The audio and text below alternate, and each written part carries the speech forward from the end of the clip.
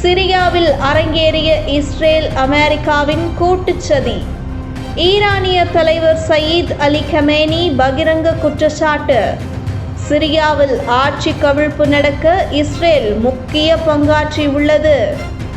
America Israel சதித்திட்டத்திற்கு ஆதாரங்கள் உள்ளதாக Khamenei அறிவிப்பு. போர் நிறுத்த உடன்படிக்கையில் ஹமாஸின் கோரிக்கைக்கு ஏற்ப மாற்றங்கள் செய்யப்பட்டுள்ளதாக தகவல். ட்ரம்ப் பதவியேற்புக்கு முன்பே உடன்படிக்கை ஏற்கப்பட வாய்ப்புள்ளதாக எதிர்பார்ப்பு. ISIS-ஐ அழிக்கும் வரை அமெரிக்க படை சிரியாவிலேயே இருக்கும். அமெரிக்க துணை தேசிய பாதுகாப்பு ஆலோசகர் ஜான் ஃபைனர் உறுதி. சிரியாவில் நிகழும் வெற்றிடத்தை ISIS பயன்படுத்திக் கொள்ளக்கூடும் என அச்சம். அசம்பாவிதங்களை தவிர்க்கும் நோக்கில் ISIS-ஐ குறிவைத்து அமெரிக்க படைகள் கடும் தாக்குதல். டமாஸ்கஸை நோக்கி விரையும் இஸ்ரேல் டாங்கிகள். சிரிய இஸ்ரேல் எல்லையில் பஃபர் சோனை உருவாக்க திட்டம். டமாஸ்கஸை கைப்பற்றும் எண்ணமில்லை என இஸ்ரேல் அறிவிப்பு. இஸ்ரேலுக்கும் சவுதி அரேபியாவுக்கும் இடையே நல்லுறவு.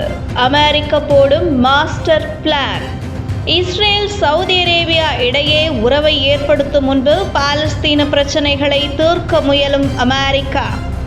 காசா போர் நிறுத்தத்திற்கு சம்மதிக்காவிட்டால் இஸ்ரேலை அங்கீகரிக்க மாட்டோம் என சவுதி அரேபியா திட்டவட்டம். போர் நிறுத்தத்தை காற்றில் பறக்கவிட்ட இஸ்ரேல். தெற்கு லெபனானில் மீண்டும் தாக்குதல். லெபனான் ராணுவ சோதனை சாவடி அருகே சென்ற கார் மீது திடீர் தாக்குதல். ஒருவர் பலி, 4 ராணுவ வீரர்கள் காயமடைந்திருப்பதாக லெபனான் ராணுவம் அறிவிப்பு. தெற்கு லெபனானில் மீண்டும் போர் பதற்றம். இஸ்ரேலுக்கு பதிலடி கொடுக்க தயாராகிறதா ஹிஸ்புல்லா? தெற்கு லெபனானின் முக்கிய நகரங்களில் ஹிஸ்புல்லா தனது படைகளை தயார்படுத்தி வருவதாக தகவல். லெபனான் எல்லையில் உள்ள கிராமங்கள் மீது இஸ்ரேல் தாக்குதல் நடத்திய நிலையில் படையை தயார்படுத்தும் பணி தீவிரம். வடக்கு காசா மீது இஸ்ரேல் ஆக்கிரமிப்பு படை தொடர் தாக்குதல். அகதிகள் முகாம், மருத்துவமனைகள் அருகே குண்டுவீச்சு. வடக்கு ஜபாலியாவில் உள்ள அகதிகள் முகாம், கமால் அத்வான் மருத்துவமனை அருகே இஸ்ரேல் ஆக்கிரமிப்பு படை தாக்குதல். ஒரே நாளில் 28 பாலஸ்தீனியர்கள் பலி, 54 பேர் படுகாயம். சிரியாவில் மீண்டும் கடைகள், வங்கிகள் திறப்பு. விலைவாசி ஏற்றத்தால் தவிக்கும் சிரிய மக்கள். சிரியாவின் பெருநகரங்களில் உணவுப் பொருட்களுக்கு கடும் தட்டுப்பாடு. விண்ணை முட்டும் விலையேற்றத்தால் மக்கள் திண்டாட்டம். சிரியாவில் தொடரும் இனக்குழு சண்டை. குர்திஸ் சிரியன் நேஷனல் ஆர்மி இடையே துப்பாக்கிச் சூடு. டெய்ர் எசூர் நகரை கைப்பற்றிய துருக்கி ஆதரவு கிளர்ச்சிப்படை. அமெரிக்க ஆதரவு பெற்ற குர்திஷ் சிரிய படைக்கு பெரும் பின்னடைவு. இஸ்ரேல் மீது அடுத்தடுத்து பாய்ந்த 4 ஏவுகணைகள். காசா மருத்துவமனை தாக்குதலுக்கு பதிலடி. பயங்கரவாத அமைப்புகள் பட்டியலில் இருந்து நீக்கப்படுகிறதா HTS? பிரிட்டன் அரசு எடுக்கப் போகும் அதிரடி முடிவு. டமாஸ்கஸை நோக்கி முன்னேறும் ஆக்கிரமிப்பு படை. 2 நாட்களில் 480 தாக்குதல்களை நடத்திய இஸ்ரேல். அமெரிக்க கப்பல்கள் மீது 10 நாட்களில் 2வது தாக்குதல். ஏடன் வளைகுடாவில் இறங்கி அடிக்கும் ஹவுதி படை. காசாவில் இருந்து அடுத்தடுத்து 4 ஏவுகணைகளை ஏவி தாக்குதல் நடத்தப்பட்டதாக இஸ்ரேல் ராணுவம் தெரிவித்துள்ளது. அதில் 2 ராக்கெட்டுகள் திறந்த வெளியில் விழுந்துள்ளன. இதனால் பாதுகாப்பு காரணங்களுக்காக சைரன் ஒலிக்கப்பட்டதாக இஸ்ரேல் தெரிவித்துள்ளது. அதனைத் தொடர்ந்து மேலும் 2 ராக்கெட்டுகள் காசாவில் இருந்து இஸ்ரேலை நோக்கி ஏவப்பட்டதாகவும் அதனை இஸ்ரேல் ராணுவம் இடைமறித்து அழித்ததாகவும் அறிவித்துள்ளது. காசாவில் 430 நாட்களை கடந்து இஸ்ரேல் போரை தொடர்ந்து வருகிறது. வடக்கு காசாவில் மக்கள் அதிகளவு தங்கியுள்ள முகாம்கள், மருத்துவமனைகள் மீது இஸ்ரேல் ராணுவம் தொடர்ந்து தாக்குதல்களை நடத்தி வருகிறது. வடக்கு காசாவில் கடைசியாக எஞ்சியிருந்த ஒரே ஒரு மருத்துவமனை மீதும் இஸ்ரேல் தாக்குதல் நடத்தியுள்ளது. கடந்த சில நாட்களுக்கு முன்பு பெய்ட்லாகியா பகுதியில் செயல்பட்டு வரும் கமல் அத்வான் மருத்துவமனை மீது இஸ்ரேல் வான்வழி தாக்குதலை நடத்தியது. இதில் 5 குழந்தைகள், 4 மருத்துவ ஊழியர்கள் உட்பட 29 பேர் கொல்லப்பட்டனர். மற்றொரு புறம் மருத்துவமனைக்கு தேவையான அடிப்படை பொருட்களை கூட கிடைக்க விடாமல் இஸ்ரேல் ஆக்கிரமிப்பு படை தடுத்து வருவதாக குற்றச்சாட்டுகள் எழுந்துள்ளன. தற்போது வடக்கு காசாவில் உள்ள இந்தோனேசிய மருத்துவமனைக்கு மாற்றப்பட்ட நோயாளிகளில் ஏராளமானோர் தண்ணீர் மற்றும் உணவு பற்றாக்குறையால் இறக்கும் தருவாயில் இருப்பதாக பாலஸ்தீனிய சுகாதார அதிகாரி தெரிவித்துள்ளார். மருந்து தட்டுப்பாடு, உணவு மற்றும் தண்ணீர் பற்றாக்குறை காரணமாக கிட்டத்தட்ட 60 நோயாளிகள் இறக்கும் தருவாயில் இருப்பதாக பாலஸ்தீன சுகாதார அமைச்சகம் தெரிவித்துள்ளது. காசாவில் 90% கட்டுமானங்களை இஸ்ரேல் தாக்கி அழித்துள்ளது. 50,000க்கும் மேற்பட்ட பாலஸ்தீனியர்களை கொன்று குவித்துள்ளது. இவ்வளவு துன்பங்களுக்கு பிறகும் நிலை குலையாமல் ஹமாஸ் ஏவுகணை தாக்குதல்களை நடத்தியிருப்பது ஹமாஸ் இன்னும் பலகீனம் அடையவில்லை என்பதை காட்டுகிறது. சிரியாவில் கிளர்ச்சி குழு வெற்றி பெற்றதை தொடர்ந்து ஹயாத் தஹ்ரீர் அல் ஷாம் பயங்கரவாத அமைப்புகளின் பட்டியலில் இருந்து நீக்குவது குறித்து பிரிட்டன் பரிசீலித்து வருவதாக அந்நாட்டு அமைச்சர் பாட் மெக்ஃபாடன் தெரிவித்துள்ளார். ஆனால் அல் கொய்தாவின் துணை அமைப்பிலிருந்து நீக்குவதற்கான எந்த ஒரு நடவடிக்கையும் வேகமானதாக இருக்காது என கூறியுள்ளார்.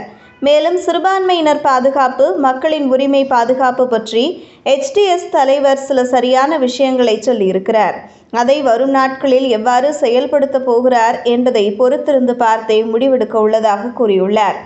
அதேபோல் லண்டனில் பிறந்து வளர்ந்த அசாத்தின் மனைவி அஸ்மா அல் அசாத் இங்கிலாந்துக்கு திரும்புவதற்கு எந்த ஒரு கோரிக்கையும் வைக்கவில்லை என்றும் அவர் தற்போது ரஷ்யாவில் தஞ்சமடைந்துள்ளதாகவும் தெரிவித்துள்ளார்.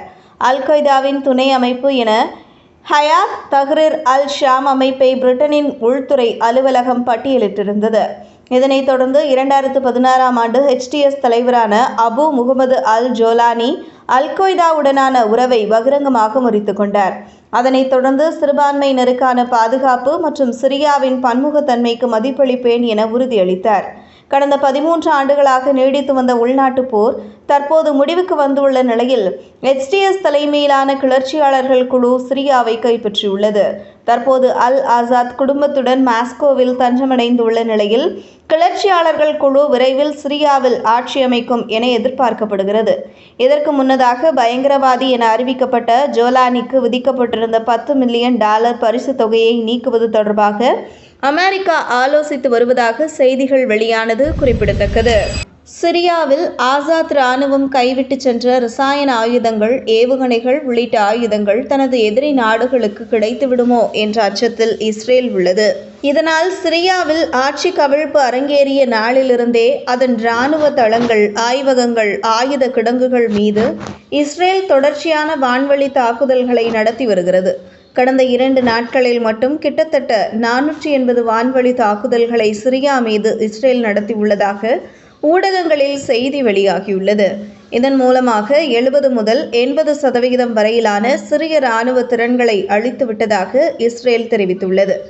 மற்றொருபுறம் சிரியாவின் பெரும்பாலான கிராமப்புறங்களை இஸ்ரேல் ஆக்கிரமிப்பு படையின் டாங்கிகள் ஆக்கிரமித்துள்ளன.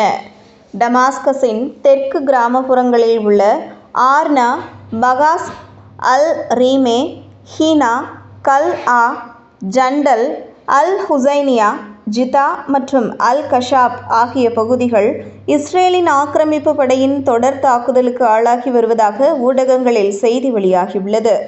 இஸ்ரேல் தனது வான்வழி தாக்குதல்கள் மூலமாக சிறிய விமான தளங்கள், ஆயுத கிடங்குகள் மற்றும் டமாஸ்கஸ், ஹோம்ஸ், டார்டஸ், லதாக்கியா மற்றும் பல்மைராவில் உள்ள ஆயுத தயாரிப்பு தளங்களை தாக்கியதாக தெரிவித்துள்ளது.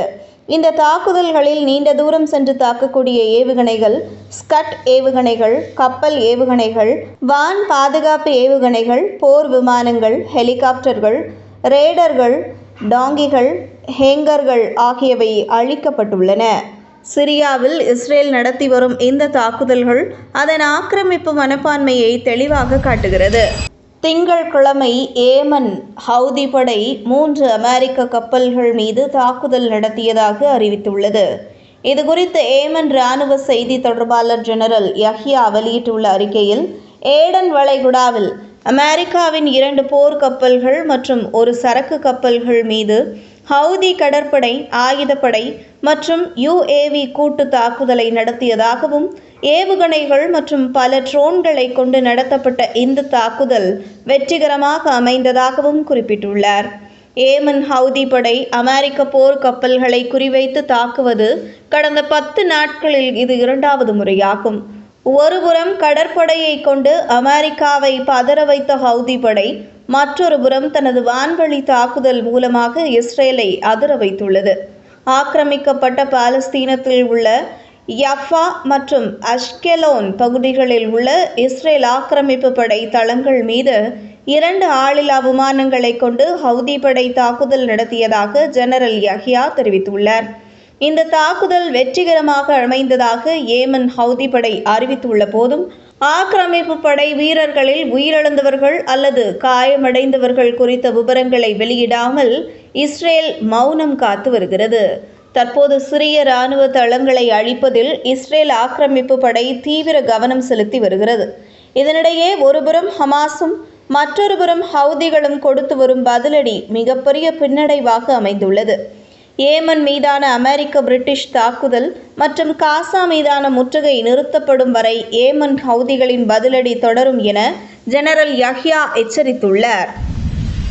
போர் நிறுத்த உடன்படிக்கை செயலில் உள்ள நிலையில் தெற்கு லெபனானின் எல்லை பகுதிகளில் ஹெஸ்புல்லா பதுக்கி வைத்திருந்த ஆயுதங்களை கண்டறிந்து அழித்து வருவதாக இஸ்ரேல் ஆக்கிரமிப்பு படை அறிவித்துள்ளது. அதன் ஒரு பகுதியாக திங்கட்கிழமை தெற்கு லெபனானின் எல்லையில் அமைந்துள்ள லபோனே பகுதியில் இஸ்ரேல் ஆக்கிரமிப்பு படை வீரர்கள் தீவிர தேடலில் ஈடுபட்டனர்.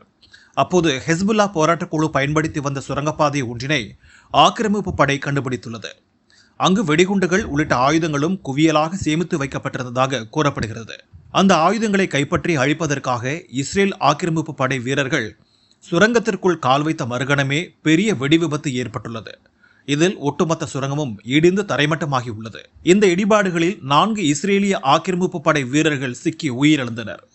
உடனடியாக சம்பவ இடத்திற்கு விரைந்த இஸ்ரேல் மீட்பு குழு சுமார் 12 மணி நேரங்கள் போராடி 4 உடலையும் மீட்டது. சுரங்கப்பாதையில் முதல் வெடிகுண்டு வெடித்ததை தொடர்ந்து பிற வெடிபொருட்கள் மற்றும் ஆயுதங்கள் அடுத்தடுத்து வெடித்திருக்கக்கூடும் என்று இஸ்ரேல் ராணுவம் அறிவித்துள்ளது. இந்த சம்பவம் போர் நிறுத்தம் இருந்தபோதிலும் தெற்கு லெபனானில் இதுபோன்ற ஆபத்துகள் இருப்பதை இஸ்ரேல் ஆக்கிரமிப்பு படைக்கு அடிகோடிட்டு காட்டியுள்ளது. இந்த வீடியோவை உங்களுக்கு வழங்கியது www.aliaonlinestore.com. இந்த இணையதளத்தில் நீங்கள் ட்ரை ஃப்ரூட்ஸ், நட்ஸ், அதே மாதிரி குழந்தைகளுக்கு தேவையான டாய்ஸ் உள்ளிட்ட பல பொருட்களை நீங்கள் வாங்கிக்கலாம். ஒரு தடவை இந்த இணையதளத்தை விசிட் பண்ணி பாருங்கள்.